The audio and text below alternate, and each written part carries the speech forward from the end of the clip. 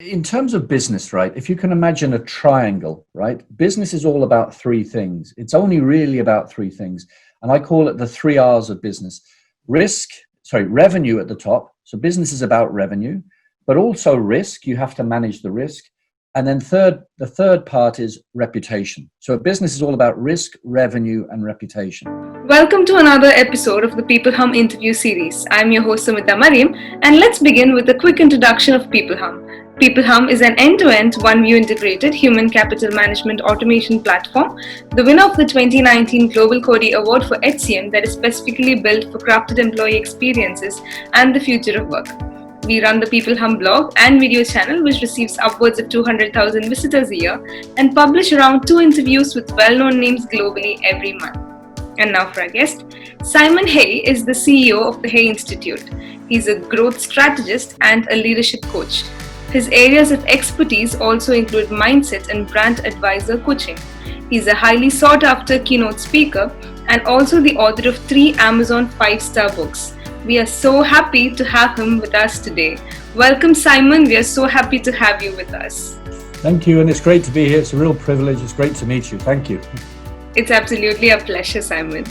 So let's move on to the interview now. My first question for you, Simon, let's start with a little bit about yourself. Can you tell us something about your work as a growth strategist?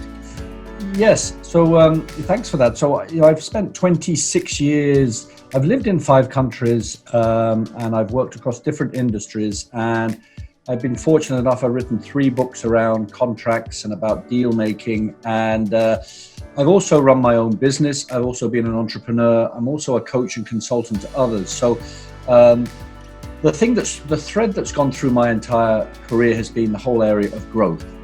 Businesses grow, leaders need to grow, we all need mindset growth, and also corporate brands need to grow. So I've brought all those 4 strands together: business, leadership, brand, and mindset or personal growth together. And my name is the growth strategist. For me, those 4 areas are really, really linked. You can't really focus on one without the others. So so my clients range from business schools. I have a whole load of business schools in the UK, Ireland, Middle East in particular, and then big corporates, small companies as well, government bodies, and then representative bodies. So, and for me, it's all about helping businesses and leaders find their confidence, find their voice to enable them to grow. Wow, that's wonderful. And, you also talk about resilience a lot. So what does it take to build a mental toughness and keep moving forward? That's a great question. And it's particularly important now during these times. I mean, I think it's probably the first time in history that all 7 billion people on the planet, nobody will forget 2020, with the whole COVID crisis. And then, what's happening around the race movement and the environment. There's a lot happening in the world. And so we all need to be resilient, right? We all need to be, as human beings, all human beings have to be resilient. And yet not enough of us really know what resilience is. So I spent the last couple of years really studying this area and looking deeply. And for me, resilience basically is the capacity to cope with life. It's how you manage your emotional, behavioral responses to life. That determines your resilience. And humans are born resilient, right? I think the only fear that we have when we're born is we have a fear of heights. But apart from that, we have no other fears, right? And yet during childhood and adolescence and in early life becomes difficult for us. So we become fearful and anxious. So we have to learn new tricks to rebuild our resilience. And so for me, I break it down into 3 areas. There's self-resilience, there's life resilience, and there's societal resilience. So self-resilience is things like self and situational awareness. That's probably the most important. If you're self-aware and also situationally aware, you can manage so much. And then there's self-acceptance, how you deal with ambiguity. So that's self-resilience. And then societal resilience is really important. I often wonder, when you're walking down a busy street, why people don't bump into each other. It's because we've learned communication cues, we've learned trust cues, we can read, but also the things like questioning and listening skills are very important, meaningful relationships and boundary setting. And then finally, life resilience. having a work-life balance, dealing with conflict, managing stress, they're all very important. And so really it's about having the self-awareness about what those things are and where you are at in those things, and then practicing and practicing. It's about having a constant habit, having a growth mindset. So hopefully that explains a little bit about it. It's a fascinating area. We all have it, but I think we could all do with being conscious of it and improving it. Yeah, I mean, that's so true. And, having a growth mindset is everything these days. So that's It wonderful. is. It is. And so let's talk a little bit about the leaders of today. And according to you, what are the unexpected places to look to, for a leader to improve the engagement of his or her team? Well, that's a good question. So for me, when I talk about leadership, it's not necessarily just, the big global gurus and the big thinkers, right? We're all leaders in our lives, all of us every day. We have to lead ourselves. We have to lead our families. We have to influence people. We have to, so it's not just the cool big ticket thinkers. We're all leaders. But from a corporate perspective, I think for me, the best leaders I've seen have been those who have humility, they have gratitude, they're generous, right? They're generous. They're generous. They're good people, and they're very present. They're very present. There's nothing worse than, I don't know whether you've experienced it, but when in a company, to be ignored by your boss is just horrendous. Good leaders need to be present. They need to be, and I guess another thing is they need to be very clear, right? So in their communication, particularly now during these times, and businesses need to make tough decisions, right? And they need to maybe lay people off, or they may need to go into efficiency drives. So the best leaders for me are very clear, and they do three things really.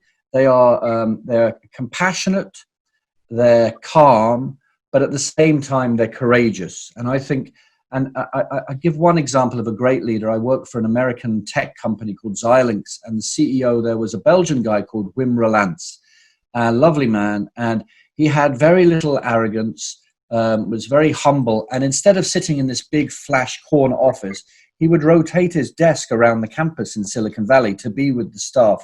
And so that for me is an unexpected place. And you'd think, well, that's kind of common sense, but so many leaders don't do that. And another thing for me, I've learned, I'm getting older now, that I have kind of 3 steps that I go through when I collaborate. And for me, I have to trust somebody, I have to respect them. And even if I trust and respect, I still have to like them, because there are so many people who can take advantage of you. So you need to, good leaders have that self-awareness to mind themselves. So I think that would be the main things. Also saying thank you, right? I've actually started, I read something recently on LinkedIn that if you say thank you at the end of an email, right, or in a LinkedIn post, you get more than a 30% increase in responses or likes, right? So, and so many don't say thank you. So now I posted something last night and I said thank you. It's amazing. So I think saying thank you is really underappreciated as a leadership skill. Yeah, I mean, that's a wonderful answer. And I think especially during these trying times, a lot of leaders are trying to be, more responsive and, understand and make their expectations clear from the team. So that's an amazing answer.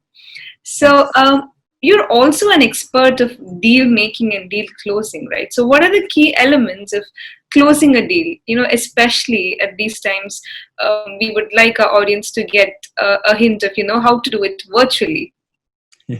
Okay, so I'll start by saying, so you're right, I've written a couple of books, Deal Making for Corporate Growth and How to Be a Better Deal Closer. And I was privileged to have Marshall Goldsmith, who I think you've interviewed. He's written the foreword to both of those books. And for me, it goes back to childhood, right? So if you remember as a child, if you wanted to get your own way, you would stamp your feet or you would cry, right? And you would get your own way, right? So humans are born with this instinct to influence. I call it influencing, right? And influencing is a critically important skill for deal making and deal closing, okay? And then I'd like to break it down into 2 parts. There's deal making and there's deal closing. So deal making is, for me, it's about having the skill sets, and I've mentioned some of them: awareness and dealing with people and boundary setting and influencing. to set up an environment whereby it's possible for you to create deals, okay? And there's a methodology that I've created. I call it the 7P methodology. And I've written about it in both of my books. And it's about having a strategic way of looking at the deal-making process, because all deals have a strategy, right? They should have a strategy. Even when you go into a shop and you buy something, there's a strategy there, you know? You have to take the money or your card out of the pocket. You have to communicate. You have to pick it up. There's a strategy to everything, right up to, you know, the Brexit deal in Europe, which has been going on for half a decade. That's a massive deal. So the 7Ps are principles. We look at various things like what is negotiation, what is selling, how is value important? And then the second one is planning. If you fail to plan, you plan to fail. The third P then is players. Who are the people on your team? Who are the people on the other side? The fourth P then is power. What power do you have? And I mean good ethical power, win-win power. What relationships, what information, what networking skills, what's your hierarchy in an organization? Then the fifth one then is performance, the actual deal itself. And then the sixth one then is putting it all to bed. After you've done the deal, you need to have the contract and the MOU. And then finally, I say payout or post-mortem. I call it payout or post-mortem. So you've either done the deal and there's a payout, and that's great, or you haven't. But in any case, you need to be continuously improving, which is the post-mortem. So that's the deal-making process. And then underpinning all that, it's all about providing value and building relationships. So the best way to close deals, and I'll come to the online in a second, is to provide value, right?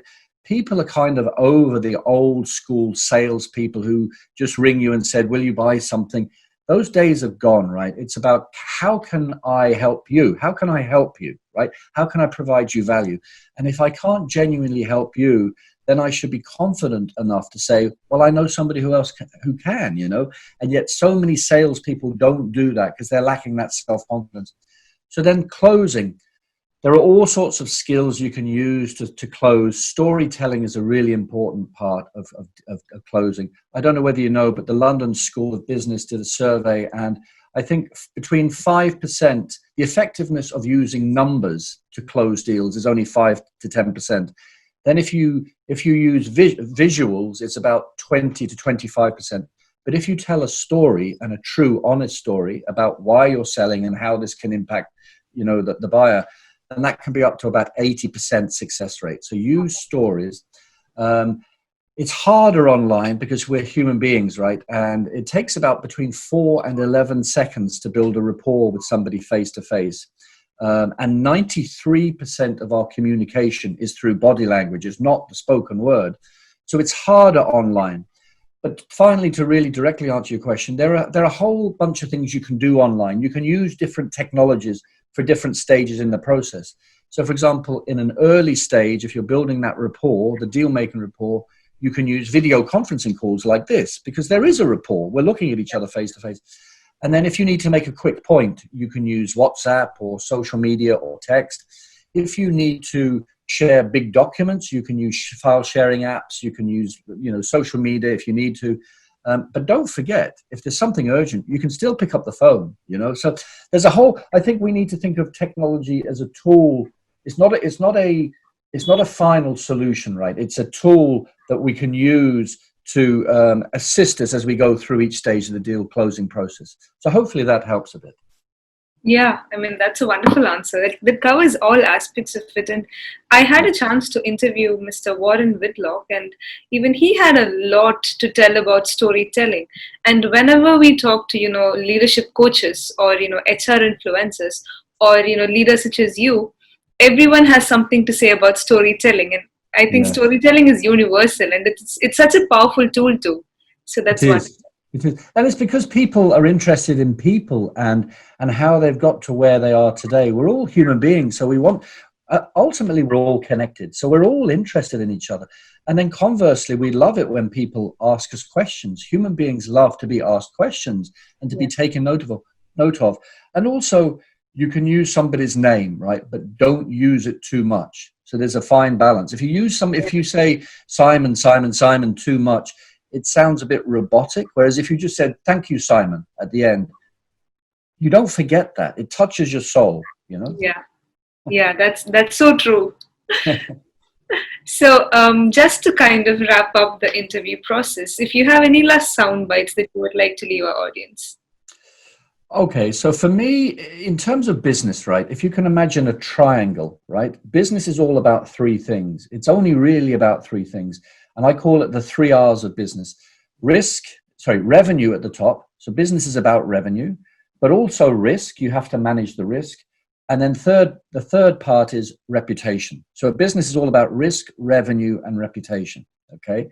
And that also applies to us as leaders. Okay. So we need to make revenue.